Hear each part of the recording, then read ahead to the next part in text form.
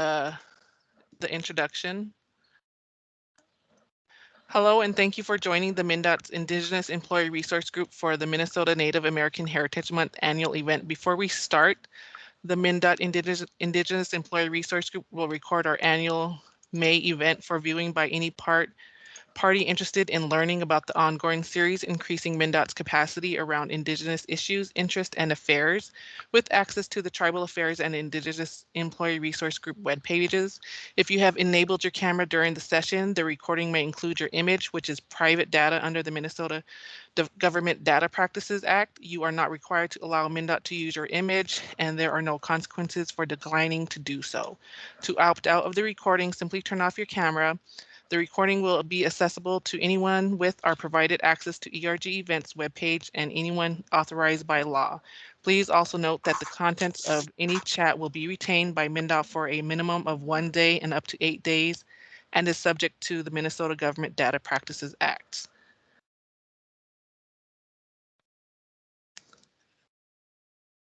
Thank you again for joining the Indigenous Employee Resource Group May event for Minnesota Native American Heritage Month.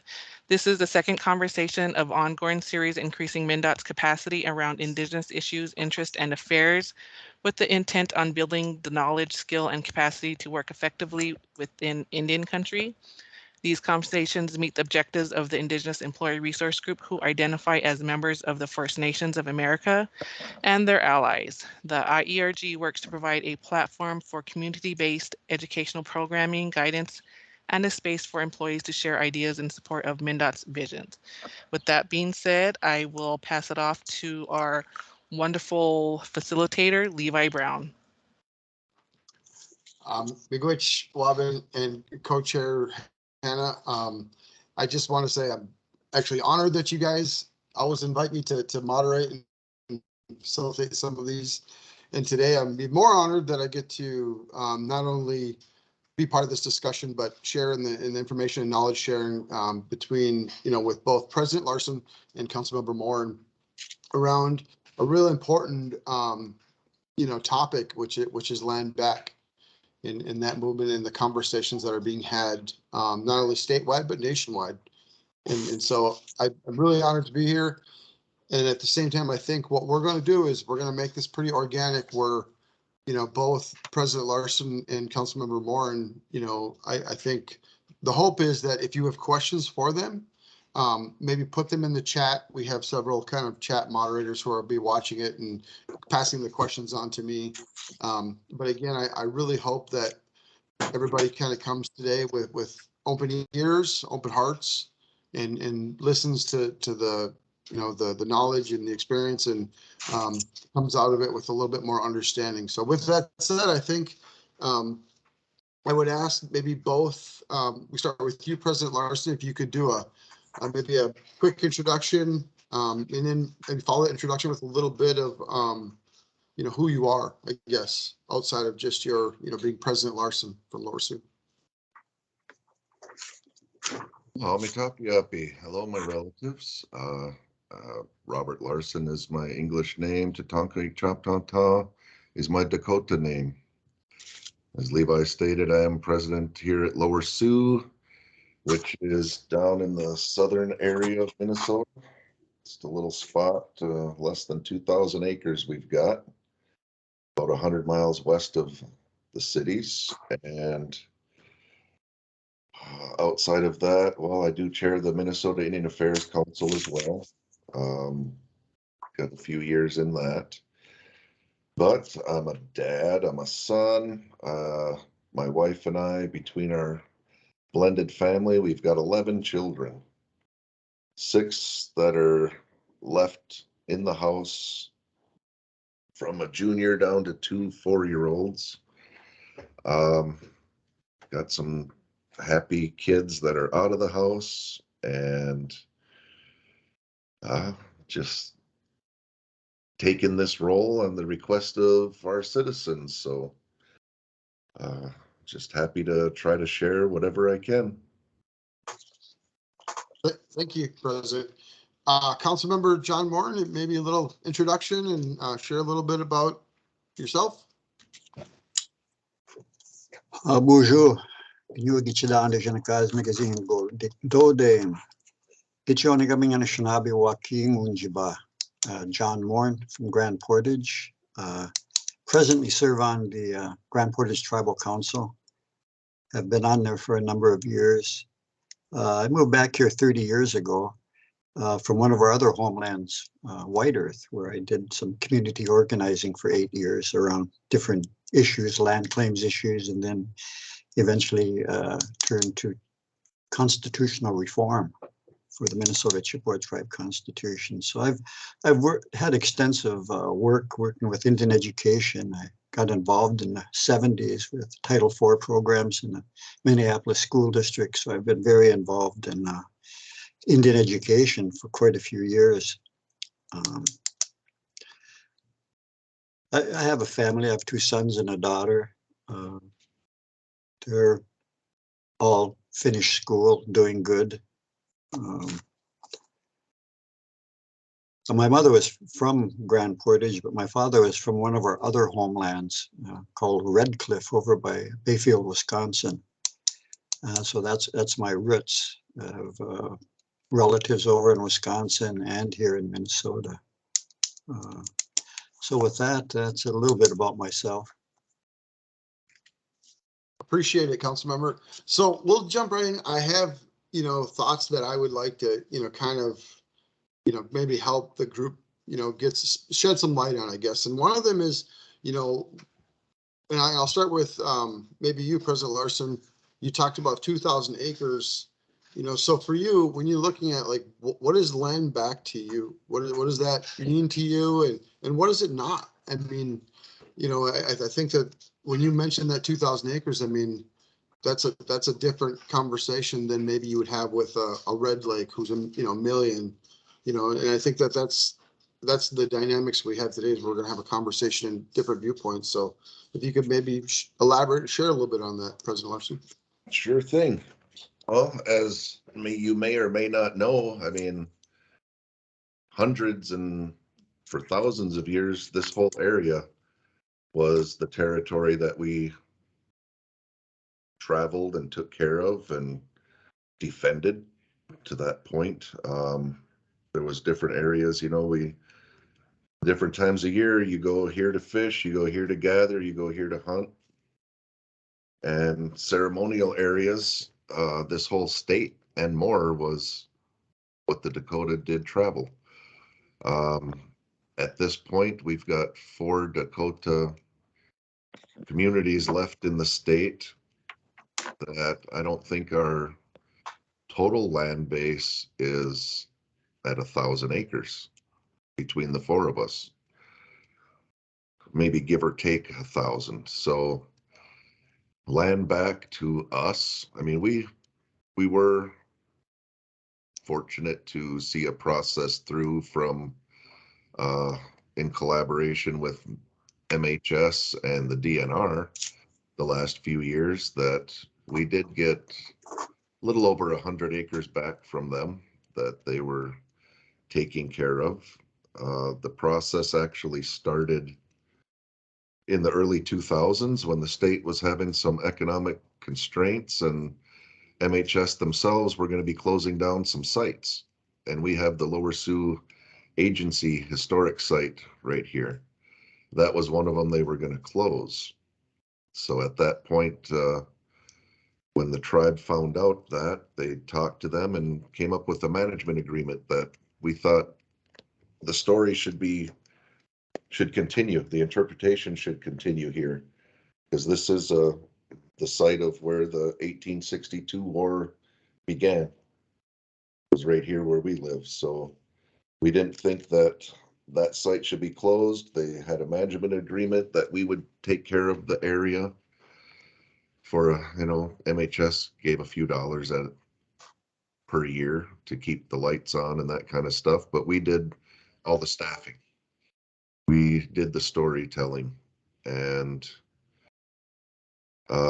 through that agreement, they said, if you can show us you can manage it, maybe at some point we could turn this part over to the tribe, which was a good organic actual conversation back then. Like I said, this was in the early 2000s. But then part of that process brings public comment period, and anybody that's against it can speak up and try to change the minds of where the direction of the conversation's going. And that happened. The local township spoke up and said they didn't want the tribe to own the land. So that process stopped there in around 2004, when my aunt and my dad were on council at that point. So in those conversations is me taking the positions here on council, talking about history with my family, and that conversation came up and I brought it back to our current council back then in about 2015 or so, and thought, should we contact them and see if they're still interested in that? Because at that point we'd been managing it for almost, over 15 years that we'd kept the site open. And the change in the funding that MHS gave was nothing. It was barely enough to keep the lights on. So we contacted MHS and said, are you still interested in a conversation at least about maybe us taking over this or taking back this land into the tribe? They didn't say no, so we started the conversation. How do we do it? How do we get there? We got MHS, DNR, state admin, the SHPO was involved. And we just started having meetings. Like, we all agreed that the end goal was to get the land turned back over to the tribe, and started the process. All the barriers that came up with different bonding money that was put into the site itself, and the trails that were put up, and the lock-on status that was put on there, the land and water conservation, all these barriers that came up. We could have said, all right, we're done, we can't get through it, but we all worked together to actually try to navigate, not break through. We also spoke with our legislators, Senator Dames and Representative Torkelson, and they were so supportive that they authored and offered to just do it legislatively because they thought it was the right thing to do. So they were ready to just go get a bill passed that turned it over. But we just wanted to try to do it the right way, so that somebody 5, 20, 50 years down the line couldn't come back and say, well, you shouldn't have done this and we're going to take it back. So we kept those meetings going, and every barrier that we had, we navigated together. Our legal teams, our cultural folks our spiritual folks that were involved, and we just all worked together to finally, was it last year? A little over a year ago, we actually signed the documents that I think it was about 114 acres, which isn't substantial, but when you look at it, that's almost 10% more added to our little land base. From going from more than the state of Minnesota down to this, at that point, it was 1,700 acres. It was substantial for us. And when they brought their emeritus board down to ask us why we wanted to do this, and we met with them, and I took them out to lunch and different things and had conversations. It's just, our view of land was never, we own this, get out of here. It was always that relationship. Like, we took care of the land and it sustained us physically and spiritually. So it kept us fed, it kept us housed, all those things. It wasn't, it's ours, but we did defend it because those relationships were important back in the day, because if you didn't have those resources, people didn't survive. So I guess the significance for us is, well, what I shared with those folks is it's just a good chance to reconnect with that area that was so, for a brief period in time throughout the history, the real long history. There was a very sad and hurtful point in that time when our people were starving and the war started. So being able to go back and heal is part of why we wanted that back. So sorry, it's kind of a long story, but I mean it was a very difficult but a very cleansing trip. The process. It was at some points you're ready to pull your hair out because we think we're seeing some light at the end of the tunnel, and oh no, we got this lock-on status that was on their side that they had to fix because they had to find another property or piece of land that was similar that they could put that status to because that's the way the laws are written. And instead of them saying, nope, we don't want to, that's too much work, they found a way to do it. So, I mean, just keeping those relationships, those communication lines open. This process was a 20-year process for 114 acres ultimately. But we've had ceremony out there. We've had our wopida, our thank you. And it's just nice to know that it's possible that that little story for our little tiny tribe hopefully can spark more. That was our hope, that it could spark more across the country and for other nations and give them a little bit of a roadway. Well, President Larson, I first want to say that, you know, the conversations do take a long time, right? I mean, the stories that are there, I mean, you basically took 12 years and put it in, you know, 5 minutes.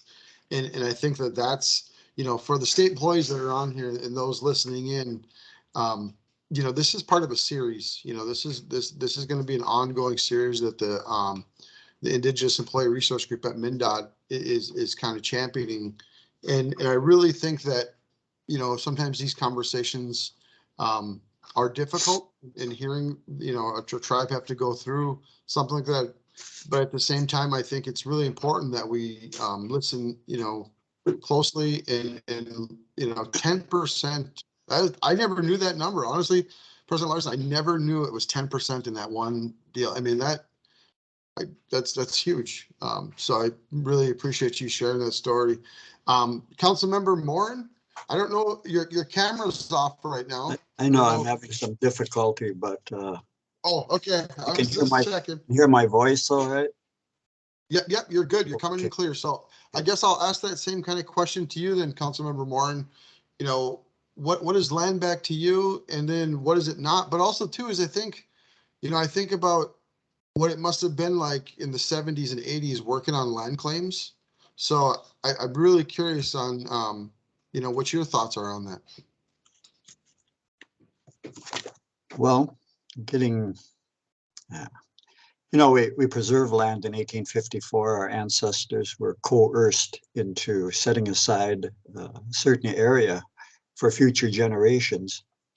And of course, then along comes the Nelson Act, which disrupted our land base, doled it out to individuals, and then he also homesteaded about 10,000 acres under the Nelson Act.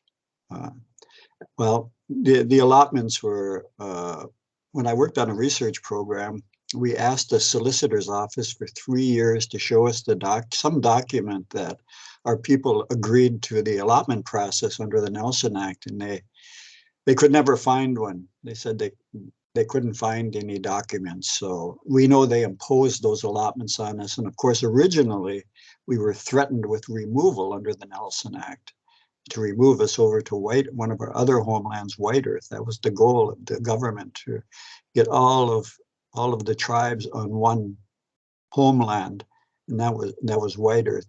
And they knew we'd resist. And so when they came back, they said, okay, you don't have to remove if you accept allotments. And they said our people agreed to it. The only problem is that there's no document that can prove that that we agreed to it, because it's hard to agree to something that you do not understand. You know, we have had a different worldview of a relationship to the earth. What now it means, because we have our own land use ordinance and have that been given us a status that we've had since the beginning of time, but somehow the powers that be now say, you know, we have a say over our land base. So we, you know, gaming has given us an opportunity to buy land back. I say we spent between 15 and $20 million buying our own land back set aside by the 1854 treaty. But what that does, what's most important is that, of course, under United States law, that gives us jurisdiction. In other words, that gives us a say over the land. So now we can again be like we were put here on earth originally, is to be stewards of what land base we have left. And through gaming, we've been able to buy back quite a few land, so that we're almost about 97% of the original land base. I think we're looking at a little over 48,000 acres that now is back in our hands, back in our responsibility to take care of and preserve for the future generations, preserve our resources, not only the animals, the plants, the rice, the waters, everything. We now have that say, probably to a certain degree yet, but I think we have a lot of say over our land. And that's what's really important, is that we can take care of our lands. We don't need nobody else to do it. We have people that are competent in managing our lands and our trust lands does a very good job of it. So that's what it means to me, is us having a say over our homeland and not being told what to do anymore by the BIA and so we've got other lands we've got to deal with. We've got to deal with some state lands yet. We've got to deal with federal lands yet that and keep questioning. Why are you here? You don't need to be here. Why are you here on our land set aside? So there's a few things we got to work out, more communication. So this is good that we're having communication, because probably MnDOT has some lands here in Grand Portage. So it's really important that we open up communications between tribes and state and federal government and about our lands, that we now feel comfortable that we're in a position that we can take care of them ourselves. Of course, with support from the federal government. I guess support that I would call reparations, if we have to use a term, that they'll never be able to pay us back for what they did to us. Our land base, our people, our children, our elders, there'll never be enough money to repay what happened to us, but at least they can now support us in helping us keep our land base for the future generations. So that's what's important to me, is that say we have over that land now, without very much outside interference. Appreciate you sharing that, Councilmember Moore.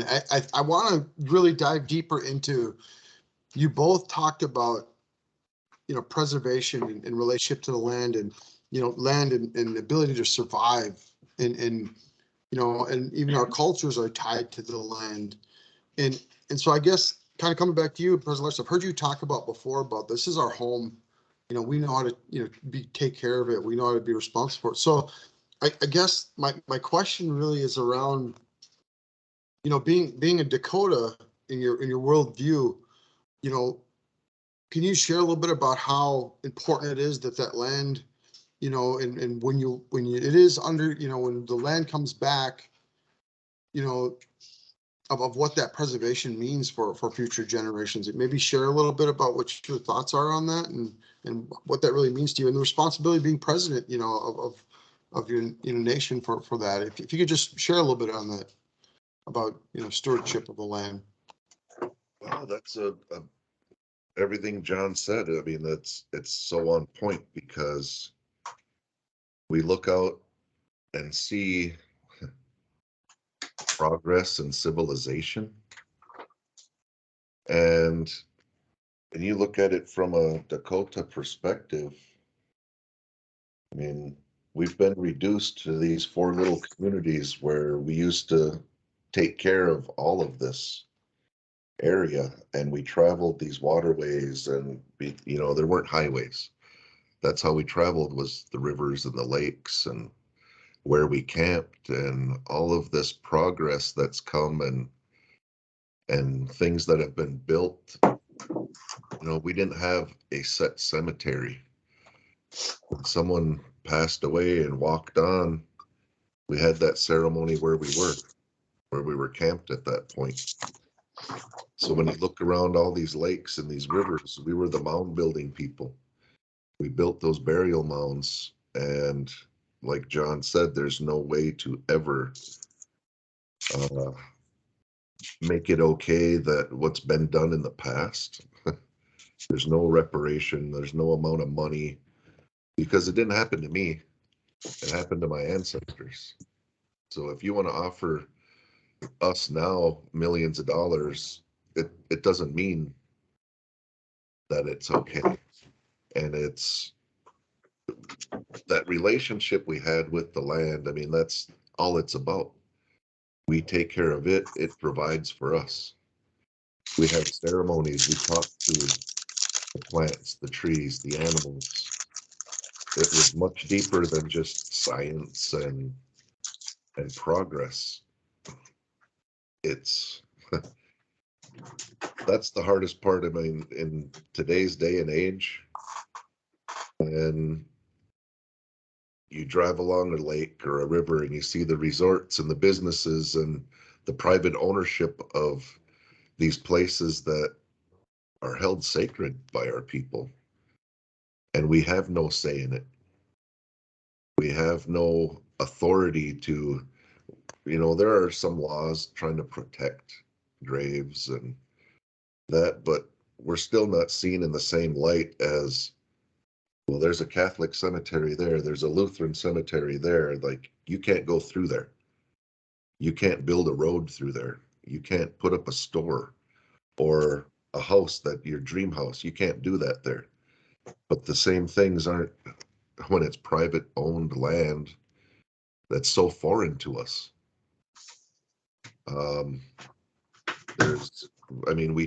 We do our best to try to protect those areas, but we know from our just recent experience that projects happen, and when the tribes aren't consulted, that know those areas that need to be protected, that there's a reason that there shouldn't be anything there, but progress wants to build something there or through there, accidents happen. Whether it's an accident or it's going to happen no matter what, but the problems that it causes, that we do have a better voice nowadays than we did years back, that the knowledge is there more, that there are some laws that try to help us protect. But that resonated with me, John, that we have a say. Mm-hmm. Because this whole state, we don't have a say other than this little less than 2,000 acres that is held in trust for us. And we haven't had we haven't been fortunate to be able to purchase. I'm glad to see that some have, but it's, as much as we try to just get along and do things right from now on, going forward, that never is gone. That feeling, that to see that there's so much that's been destroyed. So many of our ancestors that have been disturbed. And we do our best today to try to put them back to rest the best that we can, but we're not as connected as we were hundreds of years ago or 1,000 years ago when they were laid to rest. But we do our best. I mean, we still do have those Wakawi Chashta, those sacred men that have that can talk, they can hear. I'm not one of them. I'm just a guy that got elected into this position, you know. But I view that my job to as bringing them into that conversation, because it's not just business for me. It's personal, and I want to do things the right way, and that's my way.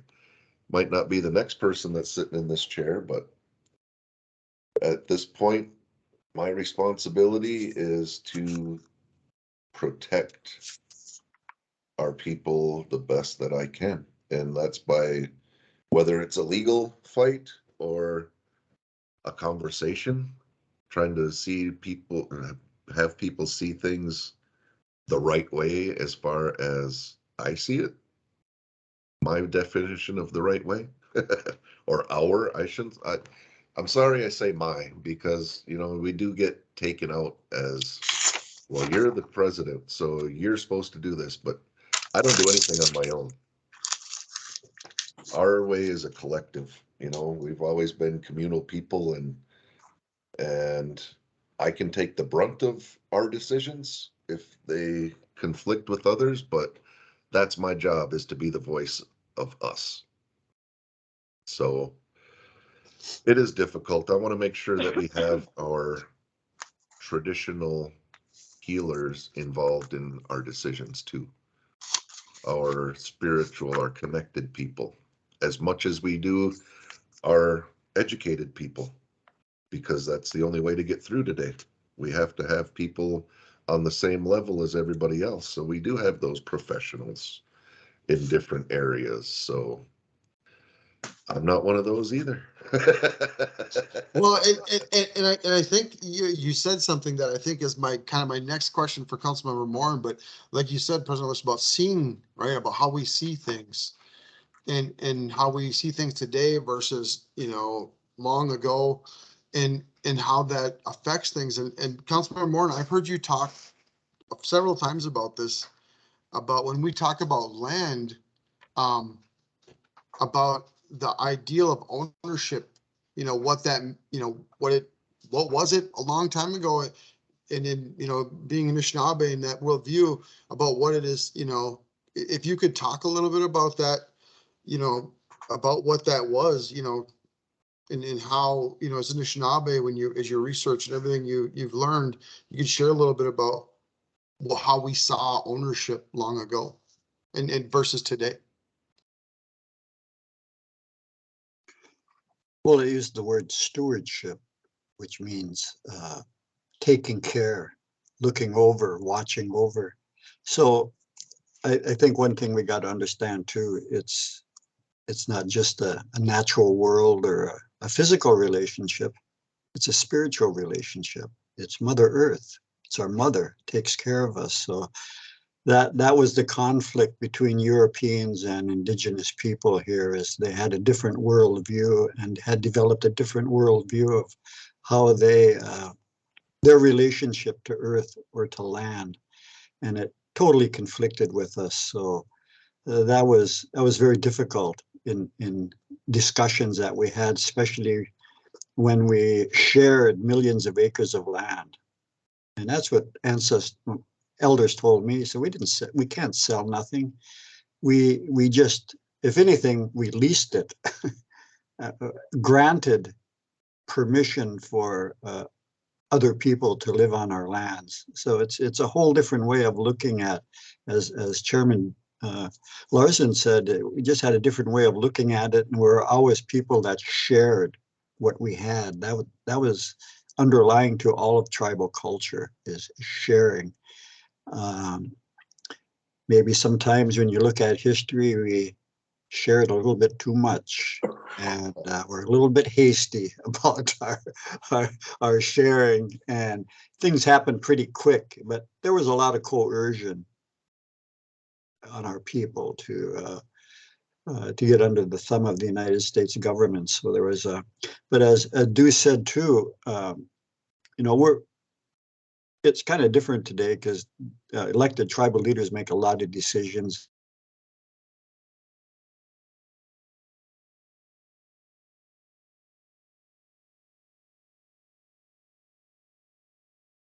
Kind of lost you there, Councilmember Moran. Are you there?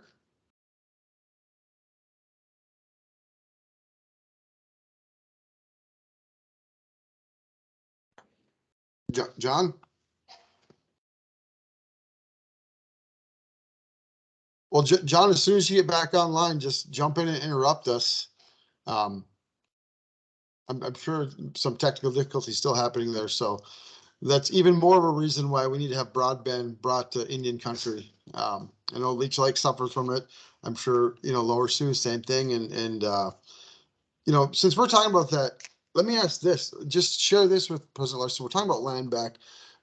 So when you talk about land being in trust, is it, if you wanted to have broadband come into the reservation or the community, you know, who actually, you know, when that land is trust, who actually signs off on that? I mean, how long of a process could that take to get, you know, broadband there through the BIA and through those channels? How long does that often take?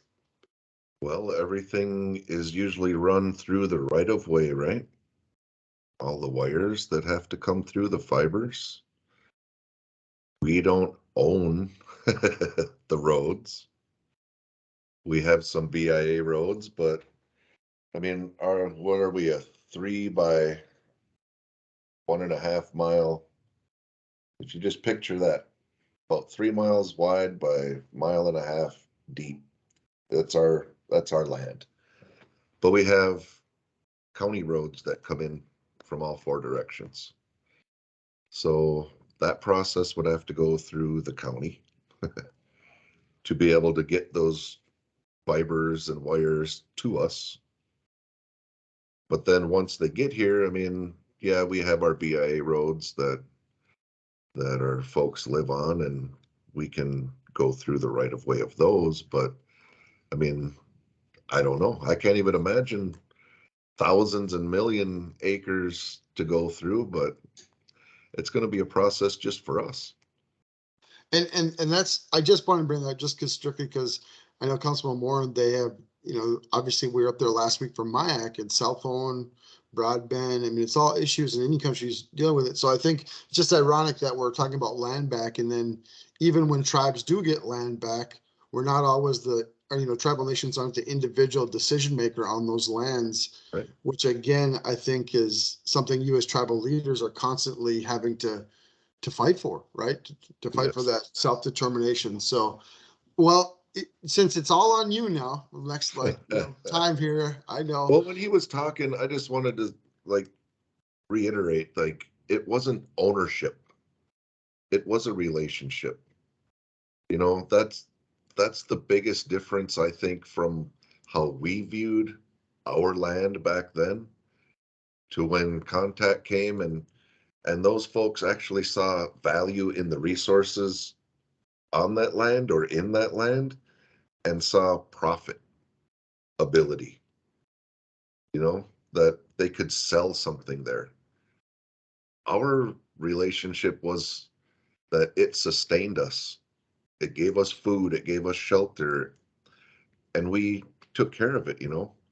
Even now with our, what do we have, 300 acres that are tillable here, that we've passed laws on our land that, you know, the pesticides, the chemicals, we're trying to reduce all of that and having cover crops so that erosion slows and all of those things. Like having a say, I just keep going back to that because it never clicked in my head that way. You know, it's just, this is how it is. But hearing that, having a say over what just happens here. I mean, I know we have our laws and we have, you know, our police and our judges, but just the land itself, having a say on that, you know, there are pieces that, as he said in the allotment, we have family land We have community-owned land, so even that, it's difficult because when we want to make a new road, we know that we're more than 80 homes short for our members. There's people on a waiting list for housing that we're looking at trying to get a new area developed that's currently farmed to make a road through to get infrastructure to be able to produce and sustain more housing. But even that, there's different laws that land's been passed down from family to family since it was put in their name, since we had to. But as a government, I mean, I know it's written that we can take it if it's for the betterment of all of our people. But how do you go to Akushi and say, well, I'm sorry, Auntie, but we're going to have to take this much of your land that you've been renting to a farmer and getting some sustainable income for yourself for years, but we have to take that now because we need to build houses. We need to build a school. All of those questions, it's a heck of a spot to be in, actually. And I think that's the part we're hoping this series captures is that it's not, like every tribe has all this land and they're all the same. Every tribal nation is the same. And I think that, if sometimes we have to understand each other. And when I heard both you and Councilmember talk about have some say in it.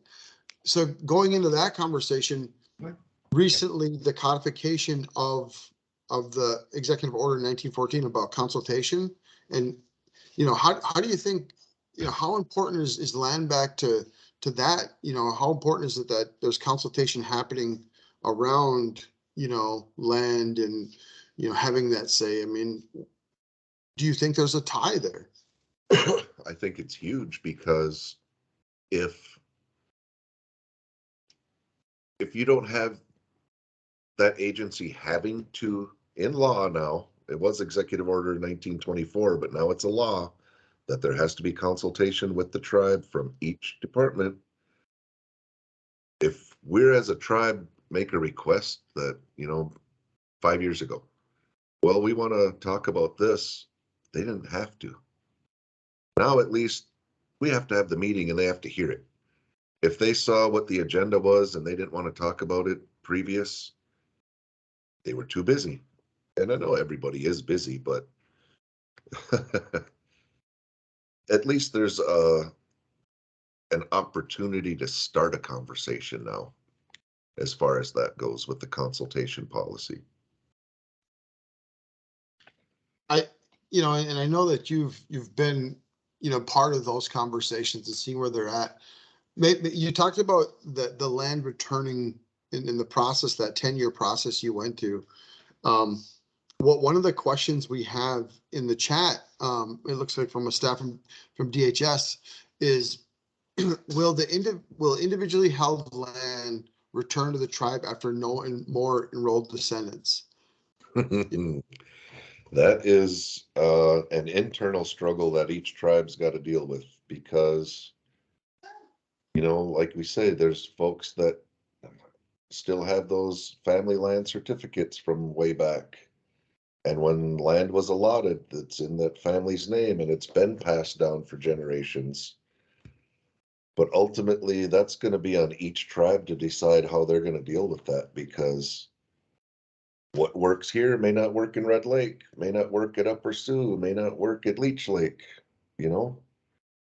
Each one has to identify that and work that out with their own citizens, because there was an act back in the 80s that said they couldn't do it anymore, but we have that say.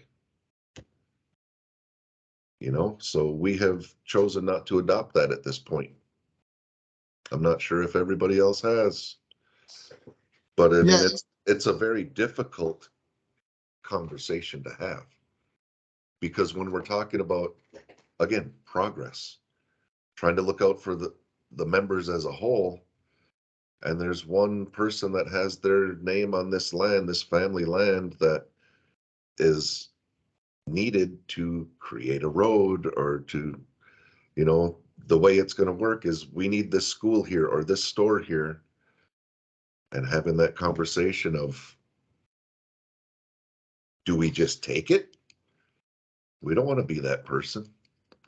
We don't want to be like that. We want to work it out with them, whether it's a compensation or whether they're dead set against it. It's tough conversations to have, even with our own citizens. Yeah, and I think that's a really good answer, because I worked for Leech Lake as the environmental land director for 12 years, and Leech Lake has 15,000 acres of individual held allotments. And I think that you were spot on in saying that each tribal nation is going to have to pick their line, and where they're going to go and how that'll work, and I think that's really important for people to understand, is that it's not going to always be this policy works for this tribal nation, this policy. And I think, when you were talking about consultation with each individual tribal nation, that's where, it's really important that those conversations are had government to government, not using paintbrushes in the policy. So I'm really glad that you mentioned that. One thing that you talked about is like treaties and land in that relationship that we have there. Just to kind of go back a little bit more historically again too, is like, going forward today, when we think about, Minnesota and the land and tie back historically to Dakota communities, is that still something that's shared widely, in your community with tribal nations, that historical?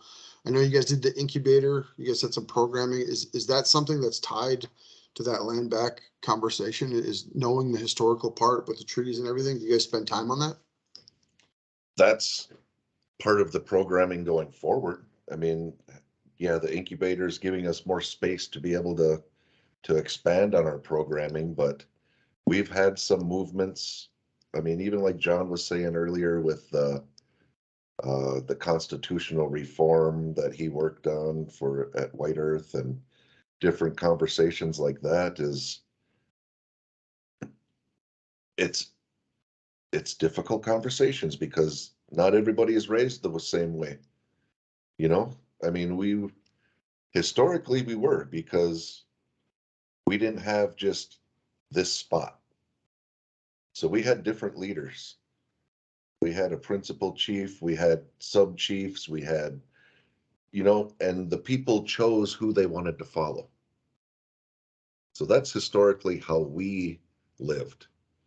So, you had different intermarriages that created different relationships amongst the different bands. Even ours alone, the Bede-Wakantua, it wasn't just one group that all were together at all times. They had different folks that, well, I like the way Kevin is living and how he talks and how he's living his life and for the people, so I'm going to go follow him. And they broke up that way, and that we still all tried to communicate. And that's part of our, Chashayapi, about leaving the notes. Like, we all traveled, we knew where we were, but at the one time a year, our Wachipis, our powwows, to me, that's when everybody knew, that's when you all came back to this one spot. Because we didn't all live, all 1,000 people or 1,000,000 people all at once moving around. It was this band was over here, this group was this group. And you all came back into that one spot at that time and celebrated, because that might be the only time in a year that you saw your relative, because they chose to follow somebody else. I think I'm getting way off, but but it all ties together because it's all relationship, and it's all, even nowadays, it's so foreign to us because we have to live under this constitution that was written for us. It's not our traditional way of living, but that's the laws that we have because we're a federally recognized tribe. So to be that and have that say, even for our people, we have to follow that Constitution. And that ours was in the 1930s. A lot of that stuff in there isn't relative, or it doesn't make any sense now in 2022. So it's a heck of a spot. I think, you know, there's never anything that is said by a tribal leader that is off point. I think that's the whole beauty of a conversation like this, is that, you know, all the transparency and the sharing helps people understand. And so I think, you know, to kind of the final two questions I have for you. One is, you know, do you often run into people asking you to speak for all, you know, Indigenous people, like, or, you know, that sometimes you have to tell them like, hey, I'm speaking for this part and that. I mean, if you could elaborate a little bit on maybe that experience, especially around land. And I'll try.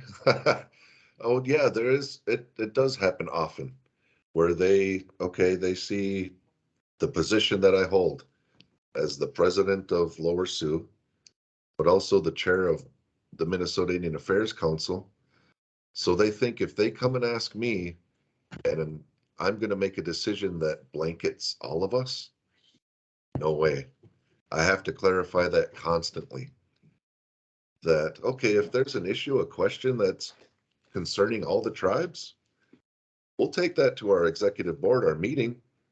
And you know what? We might not even get an answer that day, because again, speaking for Lower Sioux, if that question comes to my AC, I'm not just going to sit there and say, yep, this is how we're going to do it as far as from our side. I'm going to bring that back to my council. And it might not even get done that day, because depending on what the five of us are, you know, how we're doing things, we might want to go talk to somebody, you know, our other citizens, our relatives, and see how they feel about it. So even that, you know, it's not a one and done ever. well, I appreciate that insight, because I think often, you know, I get it a lot just being the director of Office of Tribal Affairs for MnDOT, is there's, you know, tendency to want to use a paintbrush. So I'm glad that folks got to hear it, even from a tribal leader standpoint, that's there and it's consistently happening, and that we have to remind people that we're diverse. You know, we have diverse tribal nations, and even internally within our tribal nations, we don't all, you know, we have diversity there. And so I think what we'll do is we'll pause here and open it up for if there's any questions for our one remaining panelist, who I, again, will owe him a lot of wild rice and walleye, just for always being so, sharing his wisdom. So if anybody wants to unmute it. On the other side of my computer, he said, hey, wait a minute.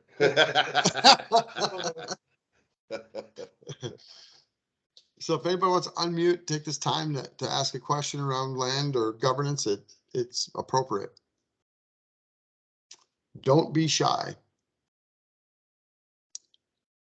Nope, ask away, because even if I can't answer it, we'll try and figure it out.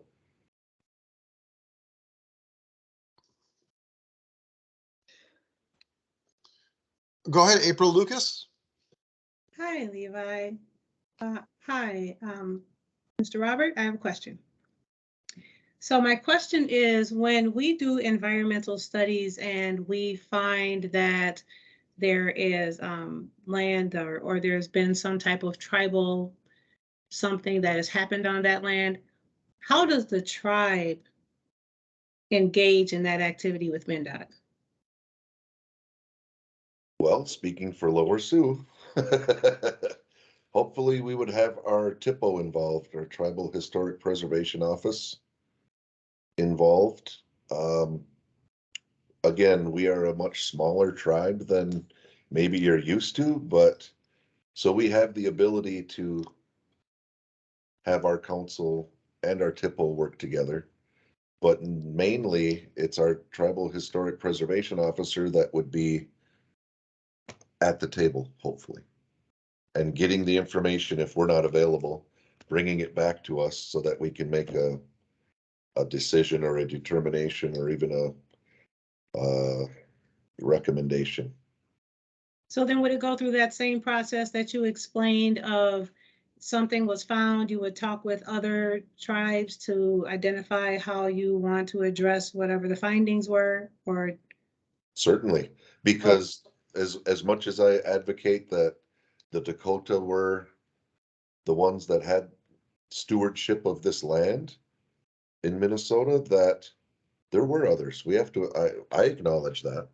It wasn't just us at all times. So there's Oneida, there's Ho Chunk, there's Ojibwe, there's Iowa, Kiowa, like, you know, a lot of people found value in all the resources that were here. So, I mean, you look down at the petroglyphs, they call them the Jeffers petroglyphs down here, and you can see that for thousands of years, that was a spot that people made their mark. And if you haven't been down there, I urge you to go check it out. And that was not just Dakota people. By far, it was not just Dakota people. And so, yes, there is a network that I know the TIPOs have, that when information comes in, our TIPO will send it out to get feedback. And do your TIPOs meet collectively across the nation about DOT types of findings? I know our 4 Dakota ones do. They have regular meetings, actually. And the email chains, they include even outside of Minnesota, because there are folks that lived here, you know, the exile, that's still a law in the books in Minnesota. So we're not even supposed to be here, but we're still here. But we have ties to the Siston, Flandreau, Cheyenne River, Santee, all of those tribes. They all have an interest in the history here too. So they're all reached out to. Very cool. Thank you for your time. You bet. Just because April brought it up, and I think it's fresh, and I think both our minds, President Larson, is that conversation that sometimes has to be had, like whitefish. Mhm. You know, the whitefish site. Maybe just share a little bit of brief on how complex that was, where you couldn't speak for everybody, but you had to try to bring people together on that site. And I know that, you know, you had probably a couple of gray hairs from that site, but if you could just elaborate a little bit on that. Yeah, I mean, and that's part of even what I was saying earlier about traveling and seeing. Mille Lacs is a great spot because I come from the Wabasha family, and Wabasha 1 was born on the south end of Mille Lacs, where the Cathio State Park is. So that would be 7 full generations before me. That's where that name started. So we can trace our history further than that, but at least to there, you know, that, so we did live there. And driving up there and seeing all those homes and resorts and businesses and cabins and everything, that we know there's burials everywhere around that lake.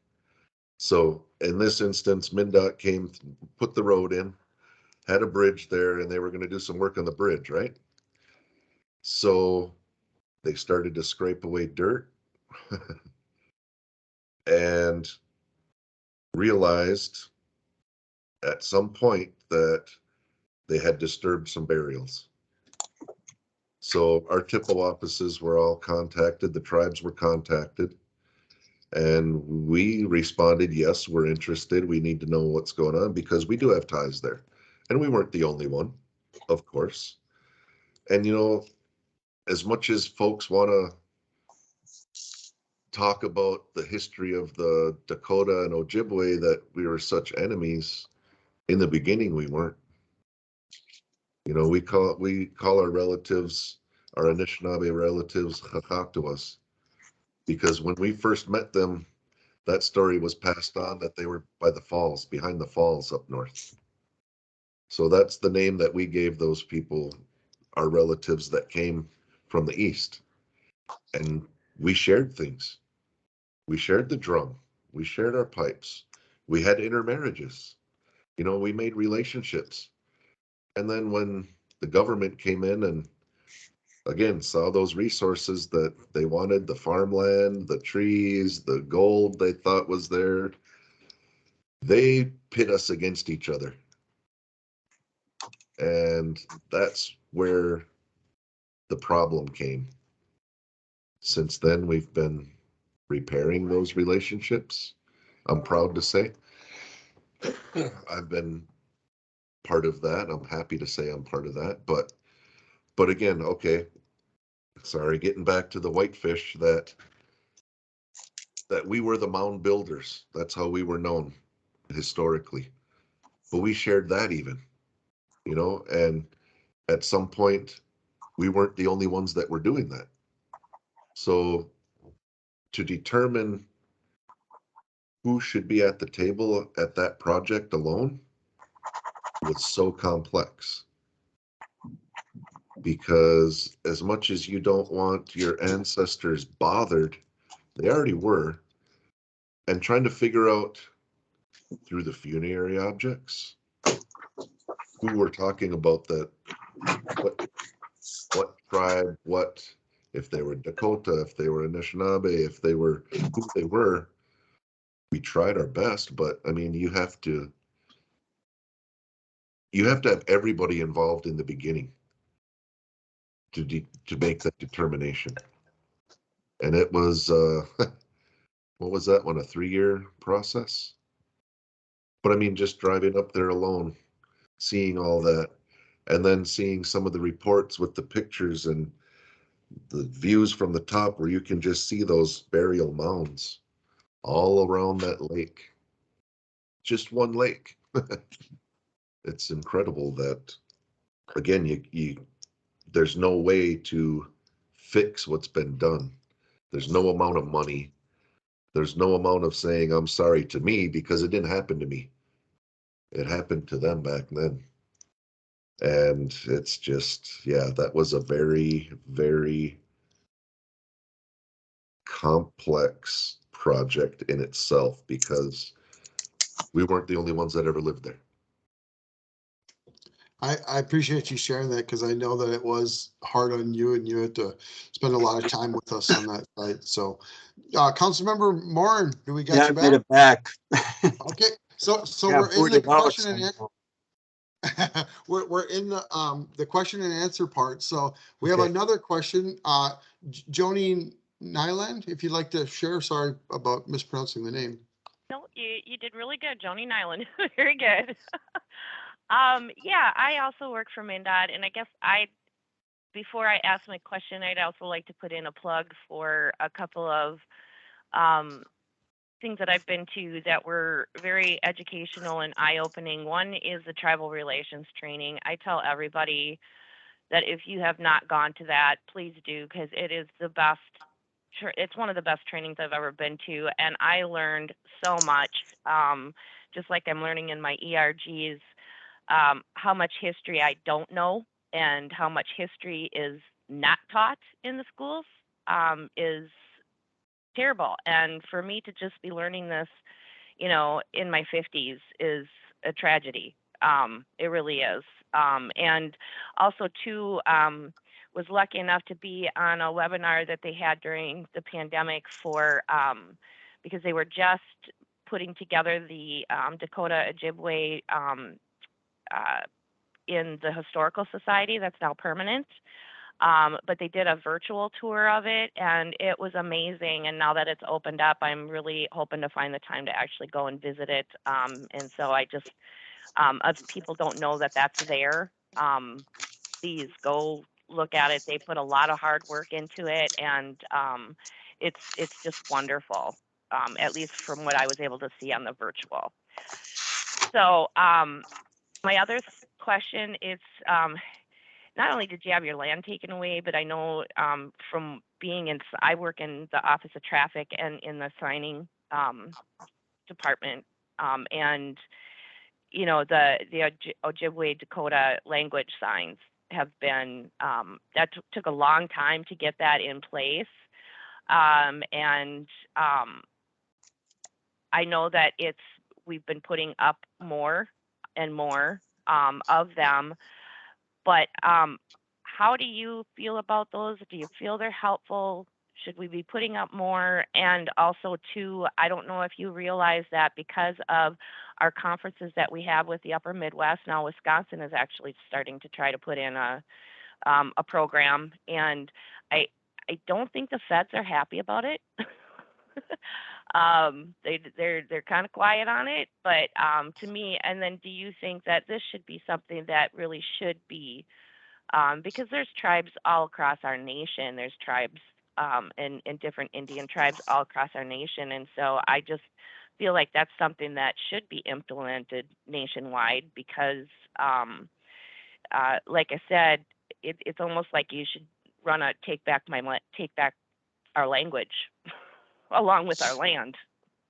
So I will let both elected officials decide who wants to take that one, but like I said, I think the question was, how do you feel about the signing program and any comments you have on that? Great question. Well, it's all part of the educational process. It's furthering education. A lot of people don't even know we're still here. It was just alarming that I heard that 90% of the school districts in the United States do not teach anything about American Indian history. So people are very ignorant. So I agree. This is an educational process. People learning we're still here. We haven't gone away. We haven't got killed off. So it stirs questions from people. There's nothing wrong with that. People, well, what's that sign mean? What's a treaty? These are good things. People got to learn these things that they're not learning now. It took us a number of years, but we finally have an Indian education class down at Cook County High School, so that at least kids graduating from Cook County High School are not graduating ignorant about a country living 35 miles north of them.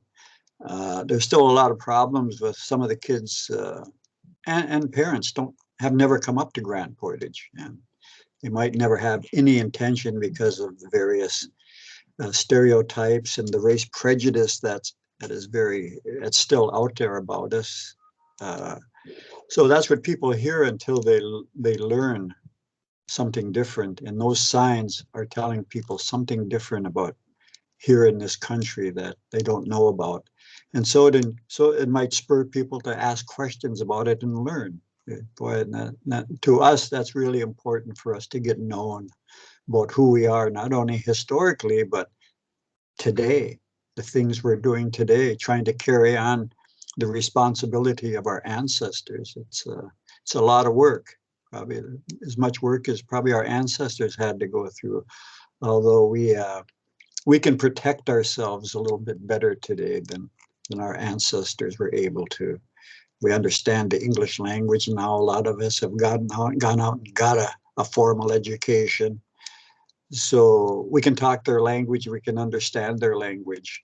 And so we're at a little bit better advantage, but I'm really happy that we're being noticed and recognized again here in Minnesota, and hopefully across the United States. That's very important. Yeah. So we do have a question in the messaging from Cassandra Meyer, MPCA. She said, is there anything you'd want agency staff to know about LANDBACK when doing their work? Not necessarily the commissioners who would do consultation with bigger projects, but the staff in their everyday work. I'm gonna have to look at that one. Yeah. But I mean, I couldn't agree more with John. I mean, that was what I would have said too, because education is the key. You're not taught about us anywhere except for maybe part of a day in school. But having the language on those signs hopefully will start conversations. Because I know it has here. Even with our little town that's 5 miles, 6 miles away, that people started asking, even on social media, well, what does that mean? Why? And it started good education conversations. I'm going to look at that as a liaison. What was the question? I'm sorry. You want agency staff to know about LANDBACK when doing their work? Yeah, so it was asked, and I'm sorry I missed it. Yeah, like, what should agency line staff, not the appointed governmental, governor staff, but what do you think they could do, or what do you think is necessary for them to know about to do their work, their day-to-day work on these projects, like LANDBACK projects? I will take this one opportunity to speak for all the tribes and say they'd like it back. It's probably the only time I will say that I speak for all of them, but just keeping that in your head. The process is hard. That keep the communication lines open and try to help navigate. That's the biggest piece, is communicating. If we wouldn't have done that with our process, our more than 10-year process of getting ours back, if we wouldn't have had that communication, open communication and honest, because that's the key, I think, is if there's a problem, bring it up right away so that we can all work on the solution. Instead of, they might not want to hear this, so I don't want to share it. Be open and honest and from the start. That's the biggest key that I think the folks that are the boots on the ground need to hear. Don't pull the punches. We hear stuff we don't want to hear all the time. But if you can build a relationship, that's where we're going to be better overall, all of us, not just the tribe. And going forward, that building an actual relationship is going to help your job too, going down the line. John, do you want to add anything to that, or what the staff could do? Well, the commissioners are meeting with tribes and maybe even people above them. So what they're doing is they're asking direction from tribes. And so whatever direction tribes give to frontline staff, supervisors, and bosses, that they certainly follow, because we got to educate commissioners, and then we hope commissioners educate their line staff so that if there's any questions about what they're told to do. But of course, if they go to those tribal state training, they'll also have that historical background. So, and we know there's people working with all the state departments that probably through no fault of their own, they got some attitudes about tribes. I mean, as President Larson said, we got to be honest and upfront about these communications. And so we know that's within those systems, that there are peoples that have prejudice as against Indian people. But we're hoping that the more they learn about our history and learn about us today, that they'll remove those prejudices in their minds that they've internalized, because it comes at us every day.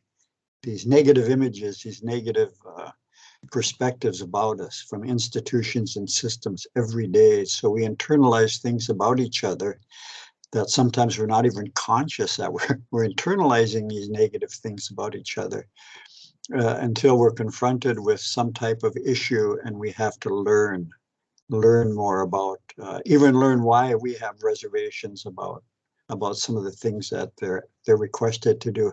If they don't understand that history, they're not going to really understand the responsibility that they have as far as helping us restore our land bases. So again, it all goes back to communication and hoping that commissioners, as they get educated, they continue to educate their line staff so they're comfortable with a lot of the things that they're being asked to do, and that they understand why. Historically, they understand why that's necessary for tribes to get their land base back.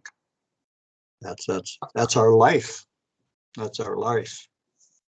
I really appreciate you both highlighting that, and I think it's really good to hear because we have several or a few tribal liaisons from other agencies here. So I just really that was a great point there. Another question. I think it's Chris Cheney. Is that I see that? Yep. correctly? Yeah. Thanks, Levi. This I just got to say a comment here. This is a fantastic conversation, and kudos to the Indigenous Employee Resource Group. I think I've seen more action from this group than any other. It's fantastic to educate our employees, and to that point of boots on the ground. As a maintenance superintendent, I try to make sure every getting ready for summer and getting ready for winter meeting that we're reiterating with our staff, the folks that are doing the work, because sometimes like up on Grand Portage where we had a new operator who was thinking he was doing the best job possible, making a second cut when he's mowing grass and mowing some sweetgrass, because he didn't know. So it's important for us to say, hey, folks, this is tribal lands. This is tribal sovereignty. We need to make sure we're communicating that with the tribes and managing those resources in the tribes. If we need to do a top cut, we'll do that. And that's all we do unless we have other direction. And I know up Boys Fort, we're talking about contracting with Boys Fort to mow on 65 and take care of some other issues up there. So those are great conversations to have, but it's so important to reiterate that with our staff, the newest employees. We have such a big turnover. Folks that think they're doing the right thing, but they don't recognize the tribal sovereignty. And as far as like the signing, absolutely best thing ever. Great to see it. So I'll close with that, but just appreciate those perspectives. Great conversation. Thank you, Chris. So the other thing I just wanted to make notion, just so everybody can see it, is there was two things put in the chat. The first was MnDOT recently this spring did our first ever land acknowledgement. So for those of you who get a chance to read it, it's been posted in there. And then the other one is Melanie Franks posted the sign, the boundary sign that President Larson was referring to. And so when you look at it, it says we're welcome to where they mark the trees red. And I think that's both Councilmember Moore and President Larson talked about the educational component part of that. And honestly, when they told me the story that went with that, even for me growing up on Leech Lake, I'd never known that. And so I don't know if Joni's still on, but Joni, maybe the next time you talk to the feds, you should ask them if they want a free spot on the tribal state relationship training. Might be helpful for them to listen to some of these leaders. So I'll just pass a thought. along to my boss Josie, because she's the state signing engineer. So pass it along to Josie. Yeah, no, and just because we're on that issue and that topic, think of all the Dakota words, that are around the metro that are titling cities. I mean, the word Minnesota. I don't want to say it, but maybe President Larson, can you give us a little background on that? Minnesota is how we pronounced it. The S is like a SH. But yeah, there's two different interpretations of it that I've heard. It's the land that, there's so much water, it just reflects the sky. So that was one of them. Another one was like the cloudy water, if you're talking about the river. So Dakota is a very descriptive language. So all of these words like Wayzata came from Waziata to the north. Minnetonka, Mini is water. Tonka is big. So that was a big lake in that area. So Bede Makaska. Bede is the lake. Maka is the land, and Ska is white. So the white clay around the lake. So there's more than I can probably remember off the top of my head, but all of those words, all of our words are very descriptive. Our language is a descriptive language. I appreciate that. I just wanted to share it. April, I'm just checking. Is your hand up? Do you have a question? Yes, I do have a quick question. Um, it is Mental Health Month, the month of May, and I am a huge advocate of, mental health and personal wellness and self-care and things of that nature. And I have a very close friend who is a Mdewakanton Sioux, and he uses sage quite often. And can you give me some, I would like to hear it from you, Mhm. the best ways to use sage, best places to get it from, how can we use that in our health and well-being in our everyday lives? Thank you. Sure, I'll do my best, but I mean, all of that is very personal, however you want to use it. Sage is the pejihota, the gray grass. It's used for, you know, cleansing, to wipe off that negativity. We also use cedar and sweetgrass. You know, those are the three main. Smudging is what we do, is when you use those and wipe that negativity off, that sweetgrass attracts positive and good feelings. And that all that smoke, when it wipes off you and it carries it off to give it to them, to the ones that know how to deal with it. You know, that's part of that connection from before that people are learning again, but I mean, it was never lost. They tried to take it away from us, but there's a reason for each one of them. And yes, sage is a cleansing, whether it's a room, yourself, your feelings, an object. I mean, we do that too.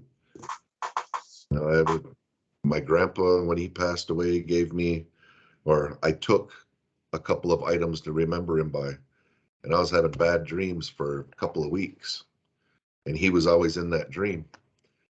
And then when my dad went and talked to one of our Wakawi Chashta, and he asked me questions and we had ceremony, and asked my grandpa if it was okay for me to have those things.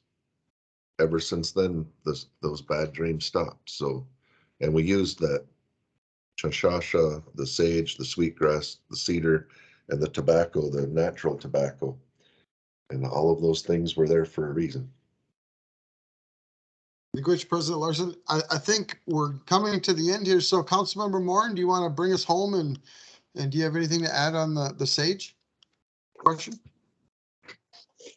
Well, it was given to us by the Creator, brought to us to help us live that good, remind us of that good life we're supposed to be living here on Mother Earth as human beings.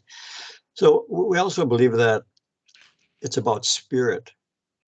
And so when people smudge, you notice a lot of times they smudge their hair. So we believe that we have a spirit, and we have a name for our spirit, or a soul. But then all of we have other things, have spirits in our body, our heart, our lungs, our mind, our blood, our bones. Everything has a spirit. So what we're doing is, when we smudge, we acknowledge, and as President Larson said, we're cleansing ourselves. And so as that smoke goes up, if there's anything wrong with our body, anything wrong with some of our organs, and that spirit, well, that sage and that sweetgrass, that helps balance out those negative things, and keeps our spirits in a good way. So that's why it's so important to do that. It's just keeping our spirits intact and in relationship to all of the other spirits of creation. So it's a very important, and it's given to us to keep us walking on that, what we call a red road. That keeps us walking on that straight red road, and to live a good life. That always reminds us that we're here on Mother Earth to live the best and loving and respectful life we can. So those are just help us as reminders of the way of life that we're supposed to be living here. Sweet grass, sage, cedar, all these are gifts from the Creator, we believe, that help us be the best loving human beings we can. So, Big Councilmember Well, that brings us to the end here of this one part of this long series. And from all of MnDOT and those that you're speaking to today, I just want to say miigwech to both President Larson and Councilmember Moore. I know that you guys are very busy, and to take this time, I really do appreciate it. And if there's anything else, state staff, if you have any questions, please reach out to your tribal liaisons. We can always, get these questions asked, and appreciate you for tuning in as well. So with that, I'll say Gigwa Min Minwa, and everybody be safe. Okay, appreciate the invite. Yep, miigwech, Levi. Thank you guys so much. We appreciate your time and words for this presentation.